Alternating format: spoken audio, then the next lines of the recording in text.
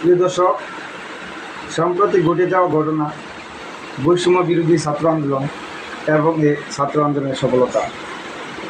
হ্যাঁ, শুরুতে আমি শ্রদ্ধা করে স্মরণ করছি শহীদ ভাইদের এবং শুভেচ্ছা জানাচ্ছি যারা গাজী হয়েছে, বিজয়ী হয়েছে তাদেরকে। যুগে যুগে এই ছাত্ররা বিভিন্ন অবদান রাখছে, দেশের মানুষের পাশে দাঁড়িয়েছে, কিন্তু এতটা সময় পড়াশোনা শেষে তারা চাকরির পরীক্ষা দেয়।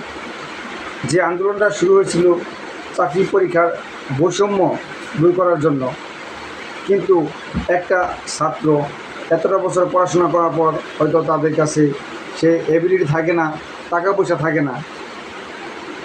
যেখানে আমরা ছাত্রদের জন্য ন্যূনতম বাস ভাড়া ছাড় দেওয়া হয়, কিন্তু তারা যে সরকারি চাকরির জন্য পরীক্ষা দিবে সেই পরীক্ষায় অংশগ্রহণের জন্য 1000 টাকা পর্যন্ত ফি নেওয়া হয়। একটা ছাত্র একটা পরীক্ষায় অংশগ্রহণ করলে সাথে সাথে চাকরি পাবে এমন না। 30টা, 40টা, 50টা, 20টা চাকরি পরীক্ষায় তাদেরকে উপস্থিত হতে হয়, পরীক্ষা দিতে হয়। একটাতে প্রিলি, রিটেন, ভাইভা পর্যন্ত দিতে হয়।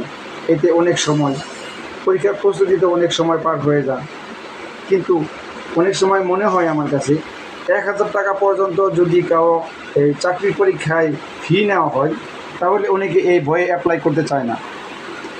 কিন্তু ছাত্রদের প্রতি শ্রদ্ধা রেখে আমি সরকারের প্রতি আহ্বান করব, সরকারি চাকরির পরীক্ষায় অংশগ্রহণের জন্য ফি সর্বোচ্চ 100 টাকা করা হোক।